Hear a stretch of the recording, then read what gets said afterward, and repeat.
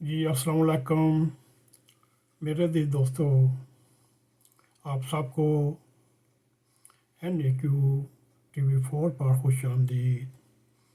ہم آشا کرتے ہیں اللہ تعالیٰ کے فضل و کرم کے ساتھ آپ خیریت سے ہوں گے۔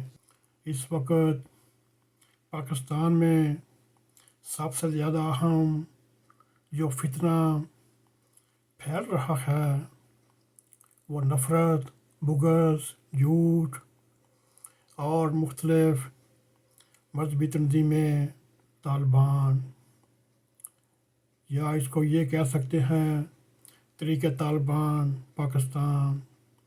میرے عزیز دوستو، اس وقت جو مساجد میں دھماکے ہو رہے ہیں، چاہے وہ خود کش حملے ہوں، اس وقت پاکستان کے اوپر چاروں طرف سے مذہبی لوگ حملہ آور ہیں۔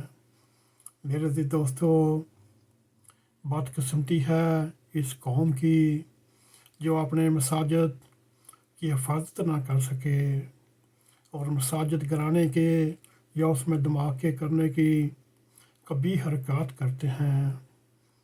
میرے عزیز دوستو، اسلام میں مسجد کا ایک خاص مقام ہے اور اس کی حرمت ہے، اس لیے اس کو خانہ خدا کہا جاتا ہے۔ میرے عزیز دوستو، بدقسمتی سے کچھ بدبخت اسلام کے نام بھی استعمال کرتے ہیں اور مساجد پر حملے بھی کرتے ہیں اور اس کو گرانے کی بھی کوشش کرتے ہیں۔ مختلف قسم کے طبقات پاکستان میں پائے جاتے ہیں، چاہے وہ مساجد کو شہید کرنا ہو، چاہے اوپر چڑھ کر منار گرانے ہوں، محراب گرانے ہوں، اور نمازیوں اور ان کی حفاظت پر مأمور پولیس اور دیگر سیکورٹی داروں کے افسران اور جوانوں کو شہید کرتے ہیں۔ اور علماء مشائخ کا متفقہ فیصلہ ہے، بلکہ فتویٰ ہے کہ مساجد پر حملہ کرنے والے، بے گناہوں کو شہید کرنے والے، ان کو زخمی کرنے والے، نہ تو وہ مسلمان ہیں، نہ ہی ان کا اسلام کے ساتھ کوئی تعلق ہے۔ میرے عزیز دوستو، یہ خوارج ہیں، یعنی خارجی ہیں، یہ منافق لوگ اسلام کے نام پر مساجد کی بے حرمتی کرتے ہیں اور اس کو شہید کرنے والے بدبخت ہیں جو تھوڑے سے مفادات کے لیے، چند روزہ زندگی کے لیے جہنم خریدتے ہیں۔ کیا ایسے لوگوں کو مسلمان کہنا چاہیے جو مسلمانوں کو قتل کرنے کے منصوبے بناتے ہیں اور مساجد پر حملے کرتے ہیں، ان کو شہید کرتے ہیں؟ اگر یہ مسلمان ہیں تو کیا ان کو اللہ تعالیٰ کا فرمان یہ معلوم نہیں کہ ایک بے گناہ انسان کا قتل گویا پوری انسانیت کا قتل ہے؟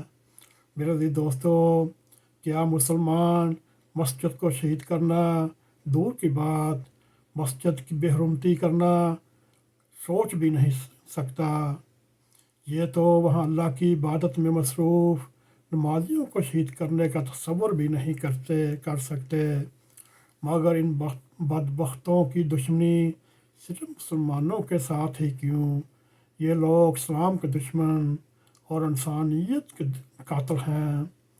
میرے عزیز دوستو، مساجد پر حملہ کرنے والے کس طرح مسلمان ہو سکتے ہیں؟ وہ اغیار کے بھی پٹھو ہیں، ان کے بھی ایجنٹ ہیں، دشمنان پاکستان کے بھی وہ اعلیٰ کار ہیں اور سہولت کار ہیں، اور یہ ان کے اعلیٰ کار ہیں، کار بند ہیں۔ پرامن شہریوں کو قتل کرنے والے کیسے مسلمان کہلانے کے مستحق ہو سکتے ہیں؟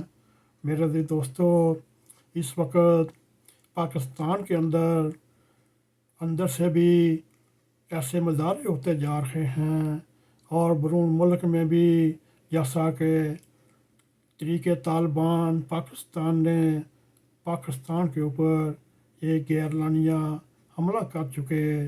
میرے عزیز دوستو، اس وقت ملک میں علماء کرام کی ضرورت ہے، وہ ان کو سمجھانے کے لیے سامنے آئیں، ان کو روکنے کے لیے بھی سامنے آئیں۔ کیا اندرون ملک ایسے فتنہ پرداز ٹولے نہیں ہیں، جتھے نہیں ہیں، اور اوپر سے سونے پہ سہاگا؟ تحریک طالبان تو شروع سے ہی پاکستان کے خلاف انڈیا کا اداکار ہے، اور جتنی بھی بین الاقوامی طاقتیں ہیں ان کے کہنے پر چلتے ہیں۔ والوں نے 2 مساجد کو شہید کیا، اور اسی گروہ نے پشاور پولیس لائن پر حملہ کیا اور درجنوں نمازیوں کو شہید کیا، اور قرآن کریم کی بے حرمتی کی۔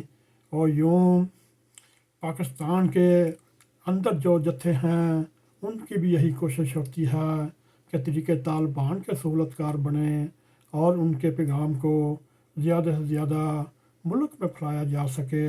ایسے لوگوں کا اسلام کے ساتھ کیا تعلق ہے؟ لیکن یہ خارجی ہیں، یہ دہشت گرد ہیں، جو اسلام اور مشیت کے نام پر ہمارے ملک و قوم کو تباہ کرنے پر تلے ہوئے ہیں۔ میرے عزیز دوستو، یہی پاکستان کے اصلی دشمن ہیں۔ ان کو ابھی بھی نہ روکا گیا، پھر ہمارے پیارے وطن پاکستان کا کیا حال ہوگا، یہ سوچتے ہوئے بھی ہمیں کب کبھی شروع ہو جاتی ہے۔